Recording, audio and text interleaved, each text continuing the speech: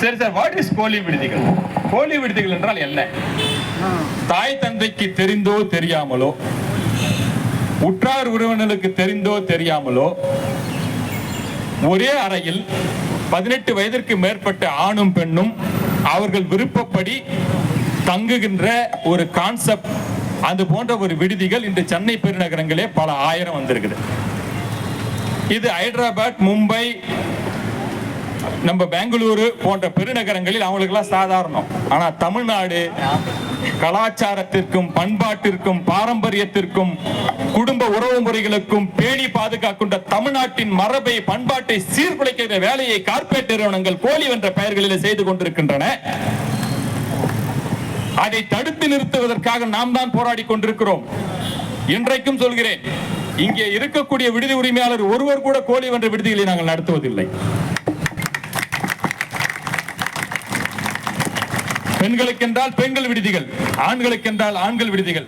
ஆனால் இந்த கார்ப்பரேட் நிறுவனங்கள் இந்த கோழி என்ற பெயரிலே தரம் தாழ்ந்த விடுதிகளை நடத்தி கொண்டிருக்கின்றன. உலகத்திலேயே இருக்கக்கூடிய மிகப்பெரிய கொடுமையிலும் கொடுமை, இங்கே இருக்கக்கூடிய ஒரு வயதான அம்மா 20 பேருக்கு சமைத்து போட்டால் அவர் அனைத்து விதமான லைசன்ஸும் வாங்க வேண்டும், சட்டத்திற்கு உட்பட்டு நடத்த வேண்டும். ஆனால் யார் வீட்டு பெண்ணையோ யார் வீட்டு பையனையோ ஒரே அறையில் விட்டு மாசம் 20,000 25,000 சம்பாதிக்கக்கூடிய கலாச்சாரத்தை சீர்கெடுத்தக்கூடிய அந்த கோழி விடுதிகளுக்கு என்று இதுவரைக்கும் எந்த அரசாங்கத்தாலும் சட்டம் இயற்றப்படவில்லை என்பது வேதனையிலும் வேதனை. இதற்கெல்லாம் நான் மரியாதைக்குரிய மீடியாவை கேட்கிறேன். மீடியாவில் இது வரைக்கும் இது போடவே மாட்டேன்றாங்க சார். ஹைதராபாத்ல எல்லா மீடியாவும் வந்து போன வாரம் ஃபுல்லா எடுத்தாங்க. என்னாச்சு? கோழி விடுதிகளில் தடை செய்யப்பட்ட போதை வஸ்துக்கள் எல்லாம் பயன்படுத்தி இருக்கிறாங்க ஹைதராபாத்ல. வெள்ளிக்கிழமை ஆச்சுன்னா வீக்கெண்ட் பார்ட்டி நடந்திருக்குது ஹைதராபாத்ல.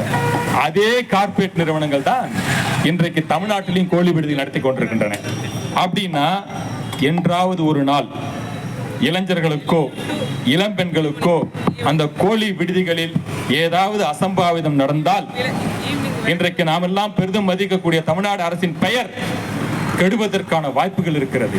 அதனால் அரசின் கவனத்தை தமிழ்நாடு முதல்வருக்கு இது சென்று சேர வேண்டும் என்பதற்காகத்தான் ஐயா தமிழ்நாட்டில் இது போன்ற ஒரு படுபாதக செயல் நடந்து கொண்டிருக்கிறது கோழி என்ற பெயரிலே, அதற்கு தடையை ஏற்படுத்துங்கள் என்று இன்றைக்கு தமிழ்நாடு முதலமைச்சருக்கு நாம் இன்று ஆர்ப்பாட்டத்தின் மூலமாக அவர் செவிகளுக்கு சென்றடைய போராட போகிறோம்.